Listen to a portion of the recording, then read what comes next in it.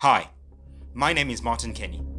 I'm a student of flat earth geocentric science, cosmology, astrology, anthropology, and spirituality. Over the last few years, I've dedicated my life to trying to rediscover and share the true secrets of who we are, and where we're going.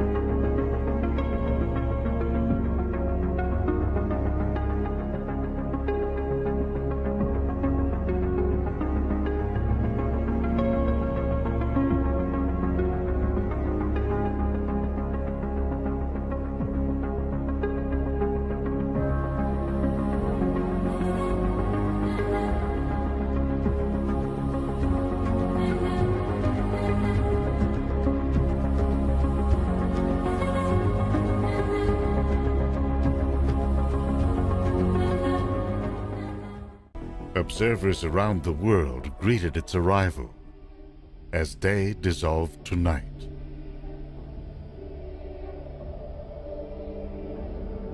Solar particles excited oxygen and nitrogen molecules in the upper atmosphere, turning the night aglow.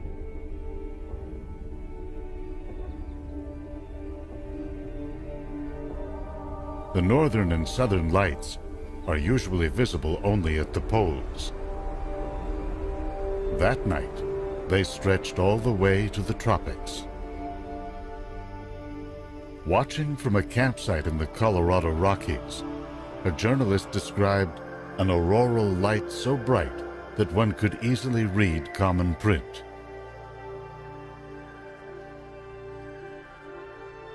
An observer in Havana, Cuba, reported that the sky appeared stained with blood and in a state of general conflagration.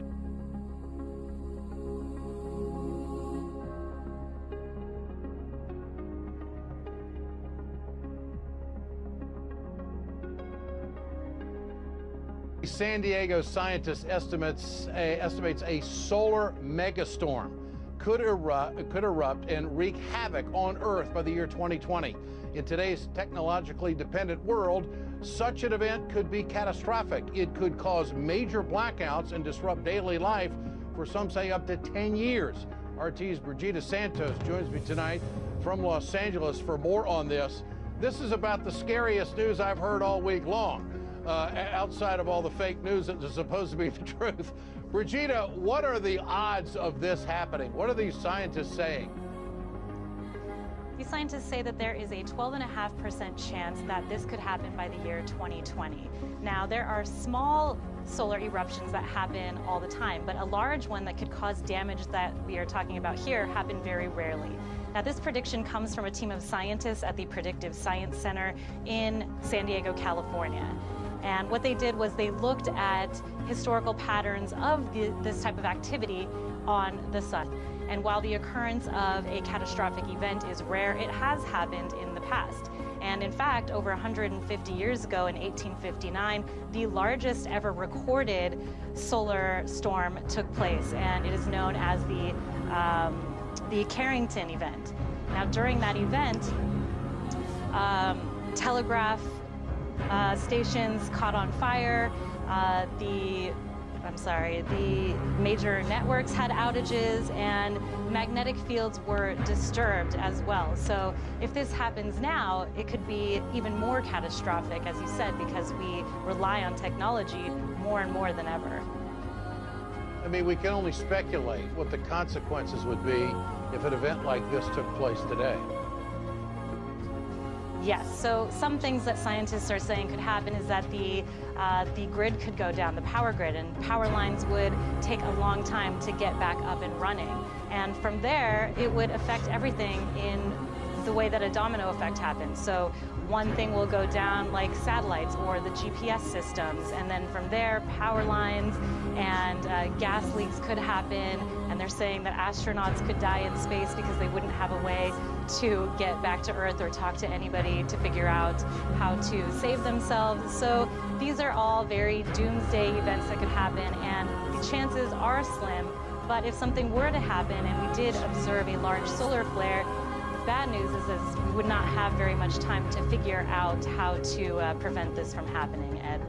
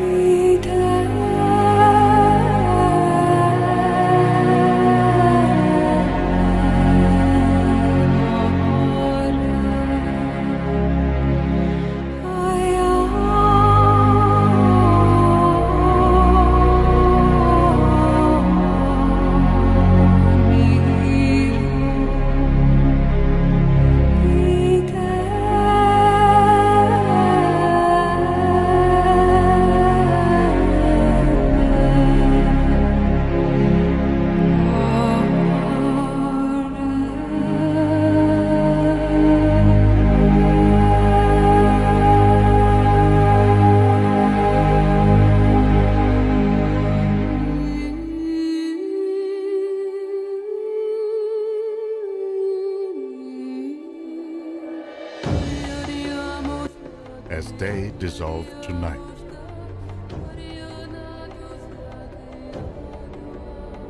Solar particles excited oxygen and nitrogen molecules in the upper atmosphere, turning the night aglow.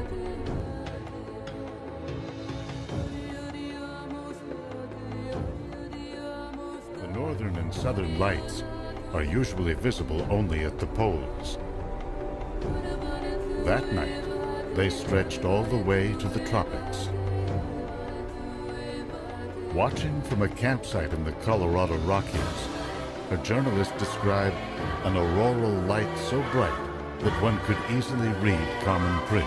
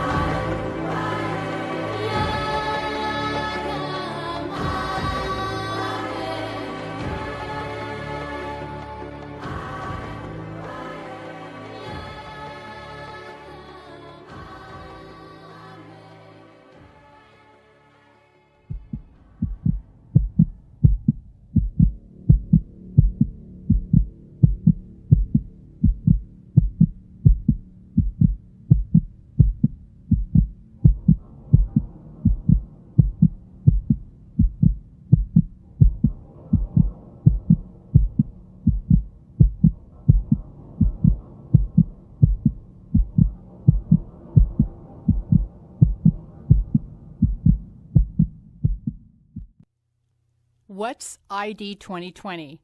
And are you ready for it? An apparent New World Order numbering of the world's population is in the works, which will affect and impact every human being on the planet from the first day of birth forward. This is a schematic of the game plan. It's called ID 2020 Alliance and is the most comprehensive surveillance database probably to date. As you can see from the international organizations involved, governmental agencies feeding it, statistical data, and the countries that would fund it. If you look closely, you'll see the importance vaccinations will play in the alliance and the apparent role that Big Pharma will take in providing ever-increasing numbers of vaccines, which probably will never see legitimate scientific testing for safety or efficacy. The other point that should strike you when viewing the schematic is the apparent close relationship between Gavi, and the United Nations UNICEF. The ID 2020 Alliance describes how and when it was launched. Gavi was officially launched at the World Economic Forum in 2000, at a time when multiple organizations were pursuing siloed approaches to immunization, leading to inefficiencies and ineffectiveness in the market for vaccines. The organization's founding partners, including UNICEF, the World Bank, the Bill and Melinda Gates Foundation, developing and donor governments, and others, recognize that uncoordinated programs and unpredictable financing were hindering vaccination efforts and hypothesized that streamlining funding was a critical driver of a coordinated approach. As such, the Alliance not only coordinates action on the ground, but achieves scale and impact by operating as a multi-stakeholder partnership around a single funding entity. The Alliance raises a single fund to support global immunization efforts.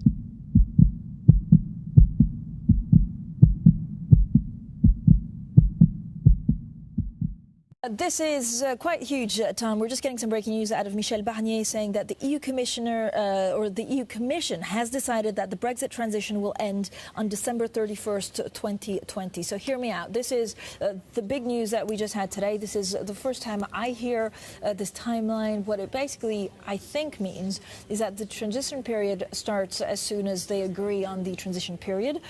We knew that they had 2 years to actually finish the Brexit process, which is March 2019. So this, to me, seems that the extension of the transition period will be extended by 18 months, Tom. So I don't know if that makes 100% sense, but it's basically that the UK has more time to figure out a way forward, so that the deadline is now December 2020 and not March 2019. Tom, does that make sense?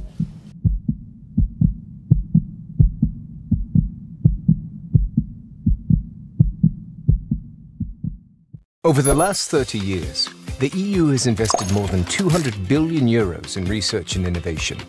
The EU's biggest research and innovation programme, Horizon 2020, which also funds the European Research Council, has improved citizens' quality of life.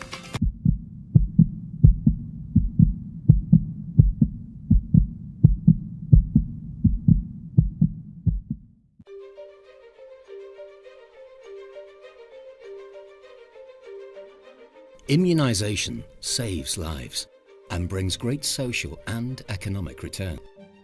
In 2014, all member states of the WHO European region agreed on a new course. The European Vaccine Action Plan set a path that is both challenging and inspiring. With the plan, member states agreed on 5 objectives. Objective 1. All countries commit to immunisation as a priority. Objective 2. Individuals understand the value of immunisation services and vaccines and demand vaccination.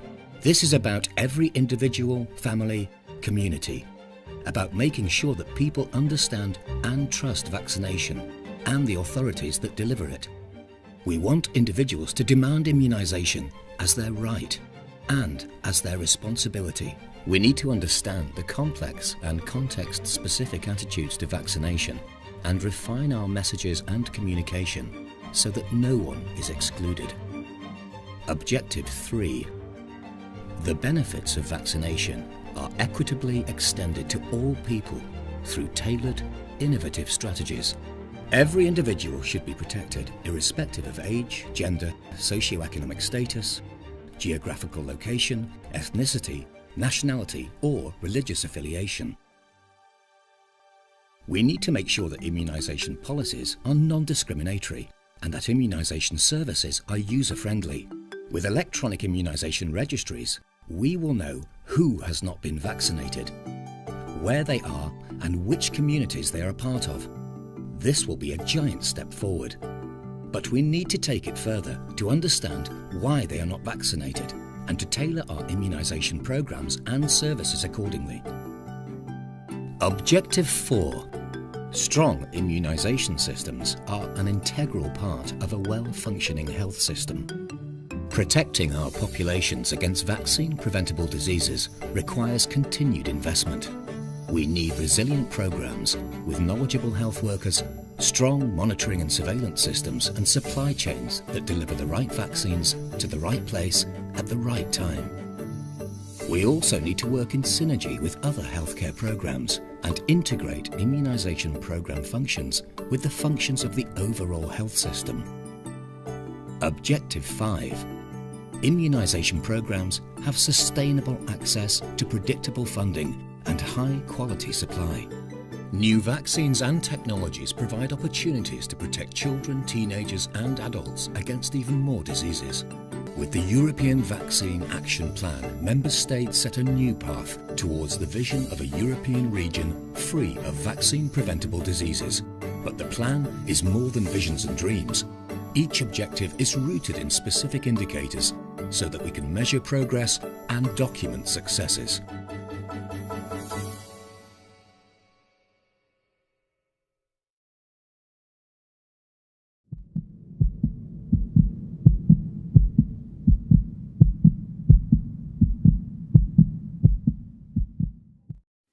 Self-driving cars, smart cities, fully connected homes, robots.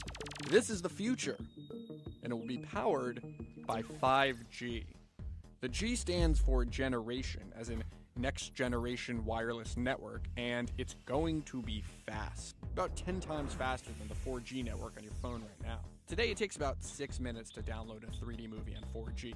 With 5G, it'll be 30 seconds.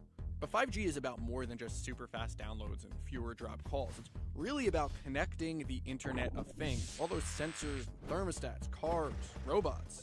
Right now 4G just doesn't have the bandwidth for all those devices. But 5G will. That's why it's a game changer. Imagine self-driving cars instantly communicating with traffic lights and other cars. Or a surgeon with VR equipment and special gloves operating remotely on a patient thousands of miles away. 5G will make that possible. But when? 2020 is the working date for most of the wireless industry. 4 nationwide carriers are already testing the technology.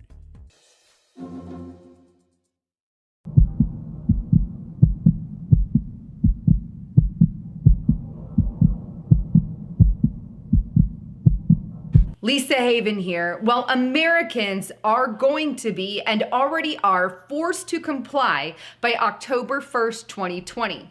If you do not comply, well, that means no entry for you. And the bills and legislation were passed in 2005.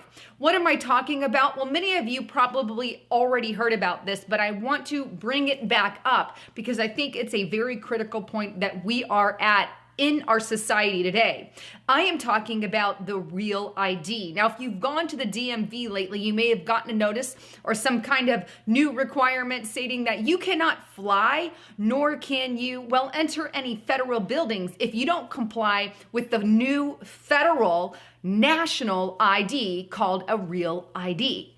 For those of you who may not know what the real ID is, I'm going to throw up the resolution here on the screen, but this was passed again in 2005, and it's called the Real ID Act, House Resolution 1268, and it's titled Improve Security for Driver's License and Personal ID Cards. Now, this requires you, when you go into the DMVs, to submit your name, your phone number, your address, stuff that you would submit for a driver's license. However, it takes it a step further, and it asks for proof of residency, your birth certificate, and your Social Security card. Additionally, this will include facial recognition technology. It reads, subject each person applying for a driver's license or ID card to mandatory facial image capture. What does that mean? Well, that means that they have your face on record in a federal national database. It means when you go to the airport, you can have an ID with your face on it, and in addition to that, they'll have your face on their screen. That is what facial ID recognition technology is. They have your face scanned, and now they have the ability to find you in a crowd. That is the purpose of the Real ID, to get all your information on a federalized, nationalized database. And this is what the government has done. When must we all comply? Well, as I stated in the beginning of video, and as you can see in the document, we must all comply by October 1st, 2020.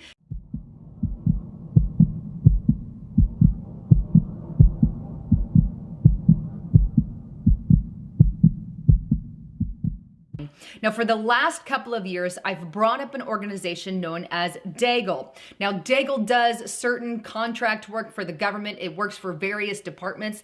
It is not a government agency, but they do some work for various departments. That said, this particular group, as many of you know, have predicted a mass drop in population here in America and also globally. But now it's not just Daigle anymore. An MIT computer is now predicting something similar, and it's downright terrifying. And I can't help but ask the question, is someone trying to tell us something? What I want to do is take you straight to the Daigle site for those who have not seen it, so you can see it for yourself. Now on the screen, you can see Daigle predicts that in 2017, our population here in America is about 327 million. You can also see their further prediction in 2025 that the population will only be around 100 million persons. So we're missing about 227 million people by the time 2025 hits. Now, what's the reason that Daigle gives for this decline? They say a possible pandemic. However, they're not labeling that specifically as the case for America, but they list Ebola as a possibility. But then they also go on to say about US specifically that the collapse of the Western financial system will wipe out the standard of living of its population while ending Ponzi schemes such as the stock exchange and pension funds. The population will be hit so badly by a full array of bubbles and Ponzi schemes that the migration engine will start to work in reverse, accelerating itself due to ripple effects, thus leading to the demise of the United States of America. Not my words, but those are the words of Daigle, saying we could have some kind of economics collapse and migration to the States could cause more trouble and chaos and millions of people will die. Interesting to say the least. But now, to add one more piece to the pie, we have MIT making a bombshell report. Check it out. Now, this is on Michael Schneider's The Economic Collapse blog, and it's titled, MIT Computer Model Predicts Dramatic Drop in Quality of Life Around 2020 and the End of Civilization Around 2040. It goes on to say that the name of the computer program is World 1, and it was originally created by Jay Forrester. The prediction came from a program nicknamed World 1, which was developed by a team of MIT researchers and processed by Australia's largest computer. It was originally devised by computer pioneer Jay Forrester after he was tasked by the Club of Rome. By the way, that's a David Rockefeller founded organization, completely globalist group, to develop a model of global sustainability. However, the shocking results of the computer calculations showed that the level of pollution and population would cause a global collapse by 2040. Daigle says 2025, the other says 2040, but it goes on. According to the model, life as we know it is about to change in a massive way.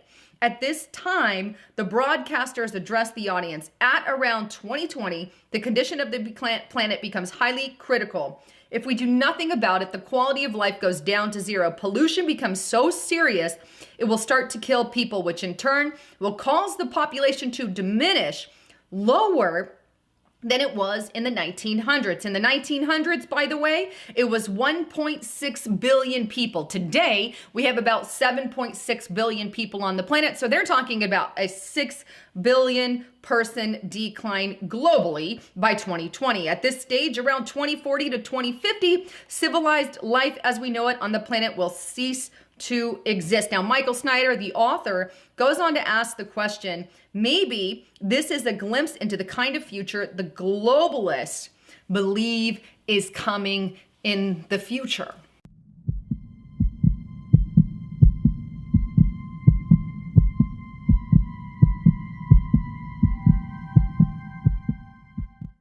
Agenda 21. We are doing a full set of Agenda 21 videos where we will discuss the entire document in great detail. But we are wanting to start a 5-minute video series of some of our most important videos. So let's jump into this. Agenda 21 is the United Nations goal for the 21st century, started in 1992 and is continuing on today. 178 countries, including the United States, have signed off and adopted this agenda. But what is it?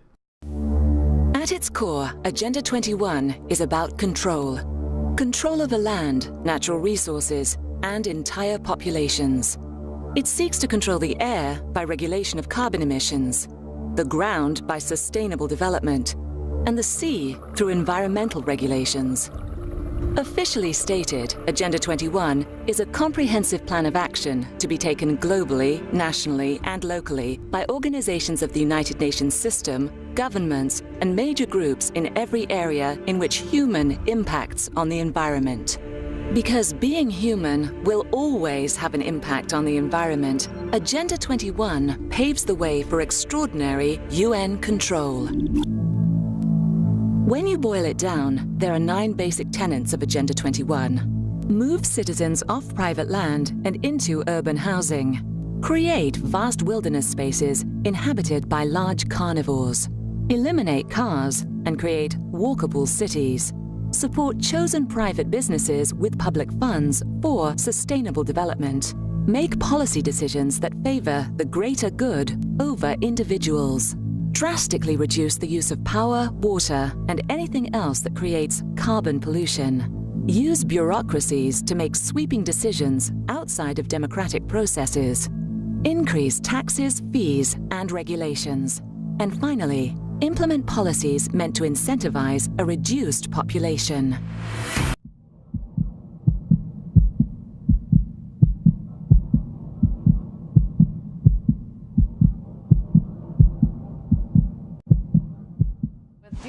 Dina, some say the U.S. is climbing out the recession. So why such a gloomy forecast? Well, it seems like there's a bit of a contradiction because all of the headlines here in the United States read that the U.S. economy is actually growing. So does this mean that the government stimulus is working? Are we out of the recession? And how long might the recovery last? Well, author and professor Johan Galtung has a little bit of a different perspective on what's going on. His new book is Fall of the U.S. Empire, and Then What? And he joins me here in our studios today. Thank you so much for being here. So, my pleasure. You make quite shocking claims in this book, saying that the world is witnessing the fall of the U.S. empire. How so? Nothing original about that. It witnessed the fall of the English Empire, the British, if you will, the French, and the Soviet Empire. I predicted the fall of the Soviet Empire in about 10 years' time, in 1980, and it fell on time. So in year 2000, I made a prediction of 2025 for the US Empire, but then George W. Bush was elected president, and I saw him as an accelerator of the process. So he was, 2020.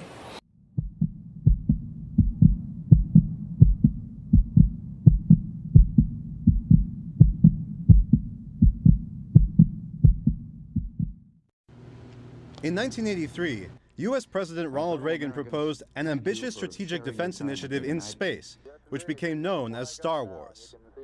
I know this is a formidable technical task, one that may not be accomplished before the end of this century.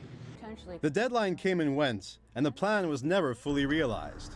Michael Pence. On Thursday, U.S. Vice President Mike Pence made an announcement for a renewal of sorts to meet what he said were emerging threats on a new battlefield.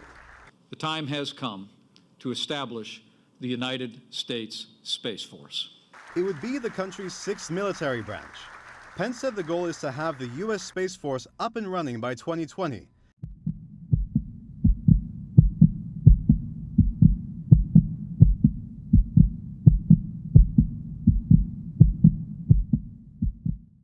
The head of NASA got his first ever tour and meet and greet with the men and women who put a rover on Mars. Jim Bridenstine, who has run the agency since April, visited the Jet Propulsion Lab in Pasadena this morning. He checked out plans for the next big mission, Mars 2020, which will include a helicopter inside the rover.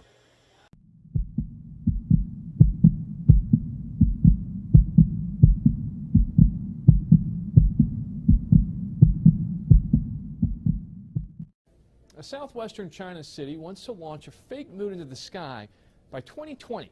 It will reportedly be 8 times brighter than the real moon and could replace streetlights, saving the city more than $200 million a year. Astronomers, though, are concerned about the increased light pollution it could cause. Matt Uris for CBS LA.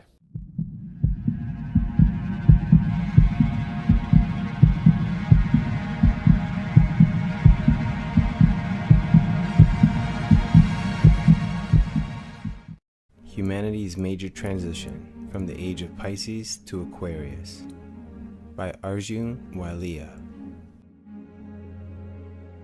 Astrology is an ancient art and science dating back thousands of years. It appears in many cultures, but as with most ancient wisdom, much of it has been concealed and forbidden from the public viewing. Secret societies, both those whose hearts are grounded in the goodwill of all of humanity, and those driven by greed, personal gain, have also used this type of ancient knowledge. From Atlantis to ancient Sumer, Vedic astrology to ancient Greece, Rome and Egypt, many great minds throughout the ages have practiced astrology, and for good reason. Despite its many skeptics, astrology has much to offer.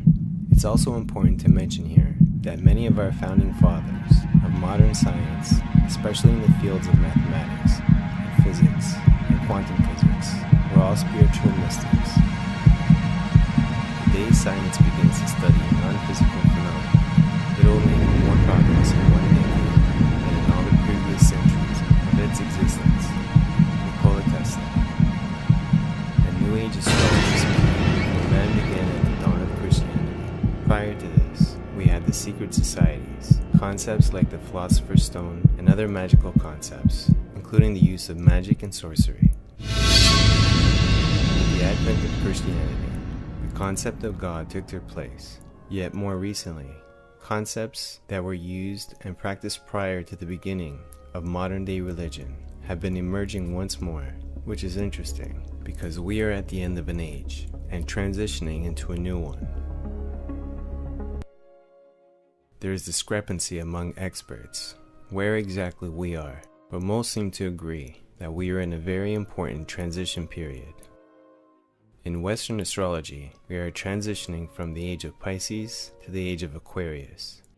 In ancient Vedic astrology, we are at the beginning of the end of a 300 cycle, currently living in the transition period at the end of the Kali Yuga age.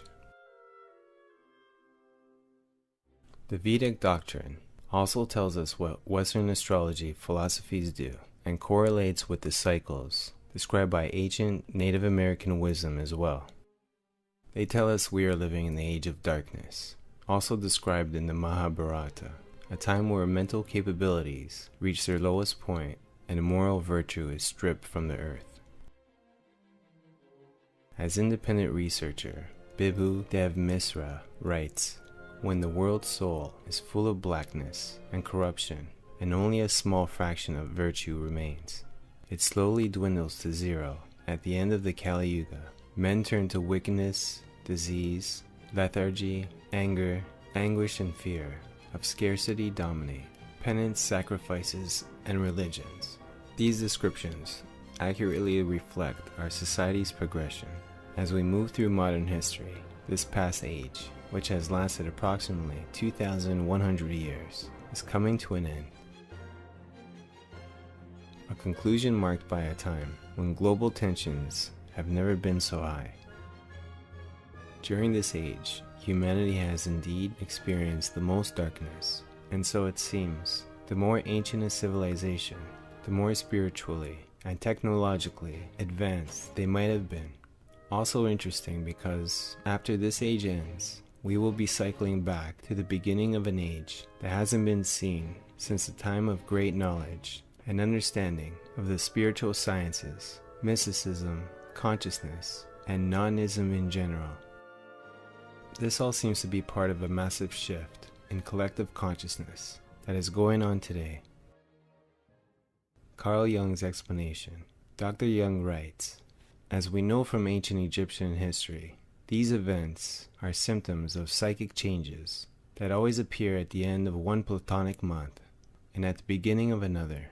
There are, it seems, changes in the constellation of psychic dominance of the archetypes or gods, as they used to be called, which bring about or accompany long-lasting transformations of the collective psyche. This transformation started within the historical tradition and left traces behind it, first in the transition from the age of Taurus to that of Aries, and then from Aries to Pisces, whose beginning coincides with the rise of Christianity, mentioned above. We are now nearing the great change, which may be expected when the spring point enters Aquarius." The quote above is taken from his book, Flying Saucers, a modern myth of things seen in the sky. Carl Jung, contrary to popular belief, was a heavy researcher into the topic of UFOs. During the time he published his book, he also accused the Air Force for covering up information about the subject. Hawley explains Jung's quote above. Jung is telling us that the Platonic year is a problem in timing, and that we call the processional motion of the equinoxes results in the vernal equinox changing about every 2,100 years, and that these changes correspond to the months of the Great Platonic Year, which consists of something over 25,000 years. He is telling us, therefore, that these changes arise in nature, in cosmos, in space, are due to certain gradual transformations of archetypes, and that these archetypes mean that in nature this clock is active, and that this clock is continuously moving, passing from one cyclic division to another. He could undoubtedly gather a powerful body of information to prove that of each of these vital periods, these periods in which the general dominant of the world changes, there has been a mark, an important social, psychological change in the life of individuals. Hall then goes on to say, the life of the individual is in relationship to the life of the collective, that this phenomenon of the flying saucers should arise as the vernal equinox moves towards the Aquarian point, and that this consequently implies, as it did to the Egyptians, Greeks, and Romans, and also to many Asiatic peoples, a major motion of world consciousness, world pressure, and that this motion is from a water sign to an air sign, and that therefore the atmospheric mystery, the mystery of air, and that which is concealed within air, must become increasingly psychologically dominant for a period of more than 2,000 years to come. Human consciousness in space. Scientific literature is clear on the fact that several physiological rhythms and global collective behaviors are not only synchronized with solar and geomagnetic activity, but also that disruptions in these fields can create adverse effects on human health and behavior. The point is, at a biological level, we know that all life on Earth is linked in some way with solar, lunar, and possibly other cycles as well. There is also a great deal of evidence that human consciousness, which plays such a big role in quantum physics and other areas of non-material science, is directly connected to astrology in very peculiar ways. It was not possible to formulate the laws of quantum mechanics in a fully consistent way without reference to consciousness. Quote by Max Planck.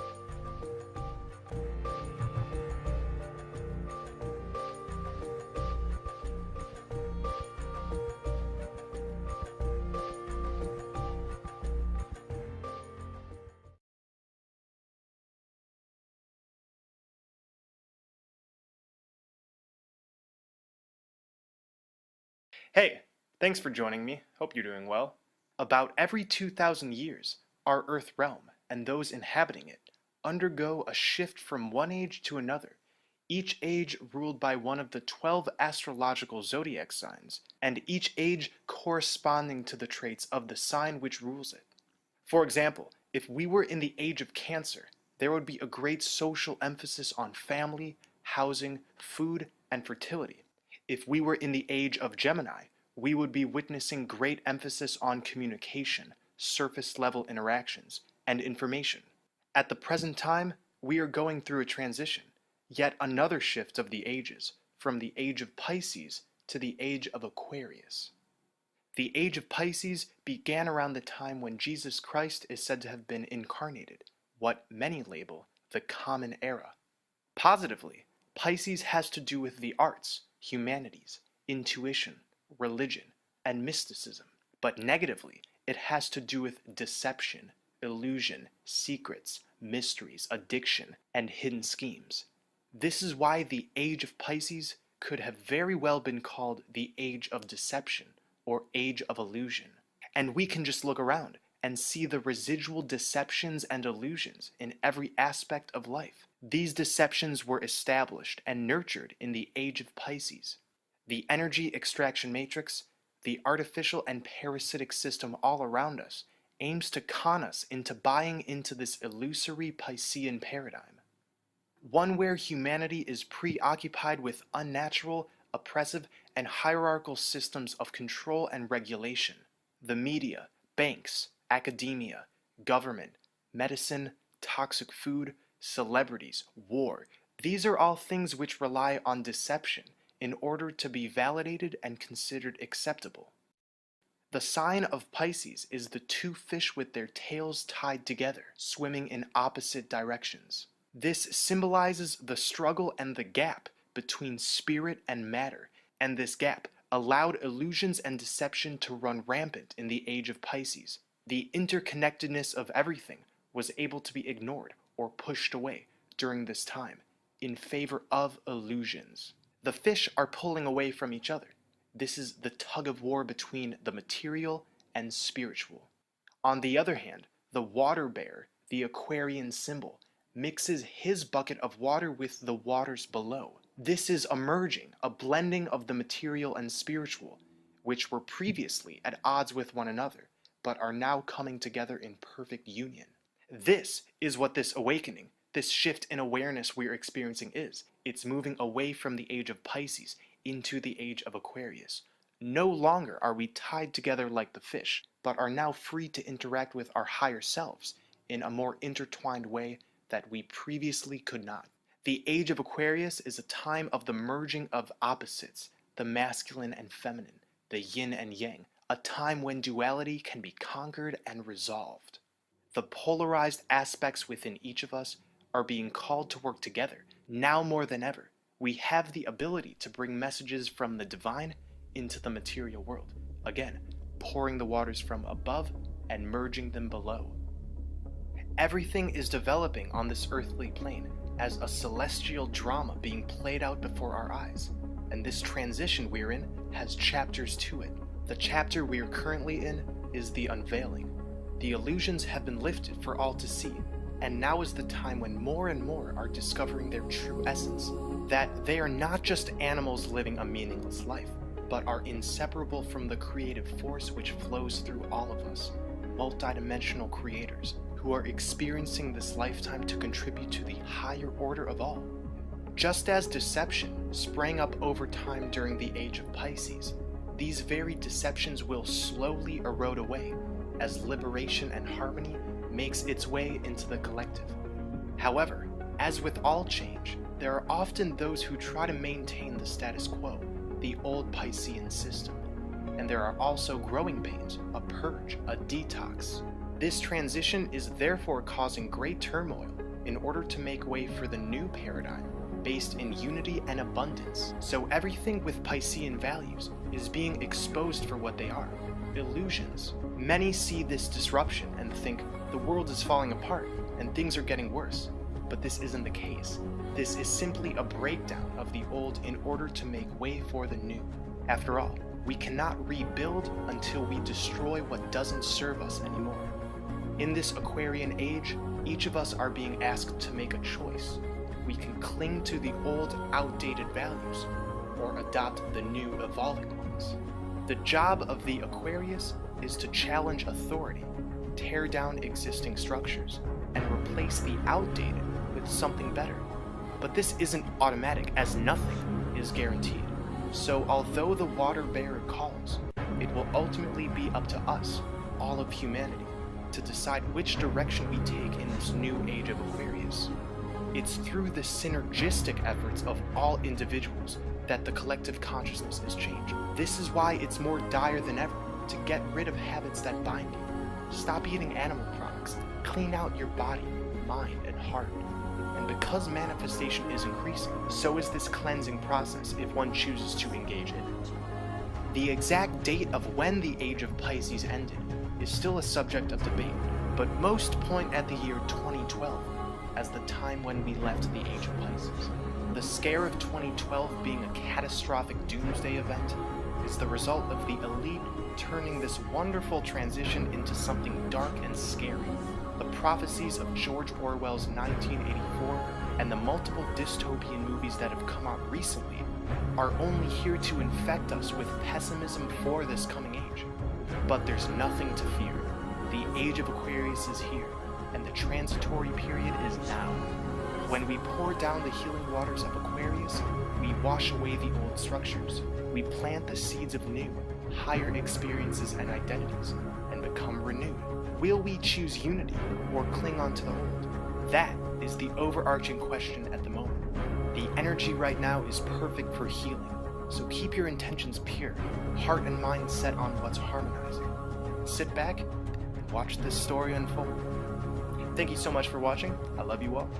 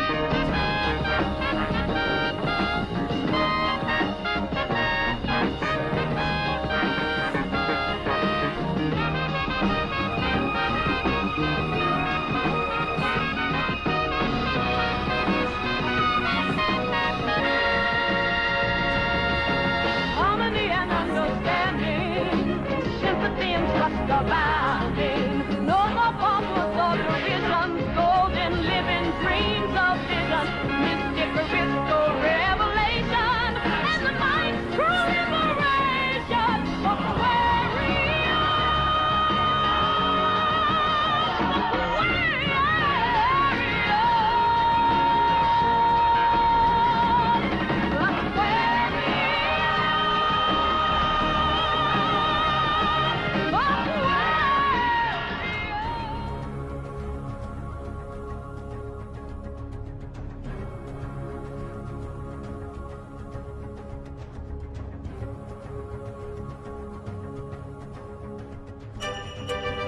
Merry Christmas, Clara.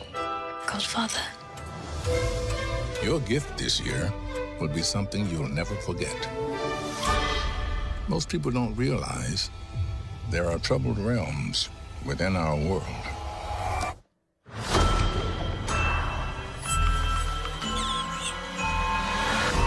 And you hold the key to their secrets.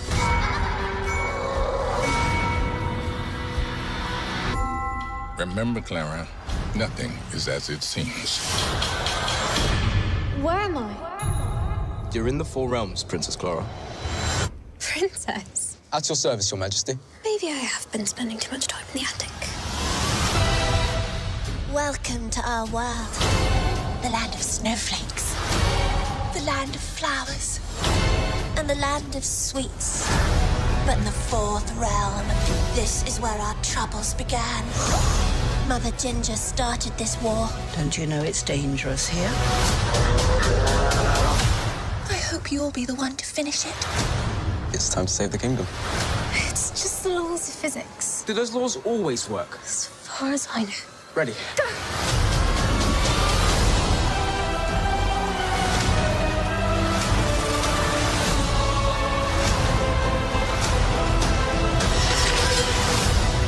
Gathering her forces. You're the only one who can stop her. Hang on. I've been expecting you.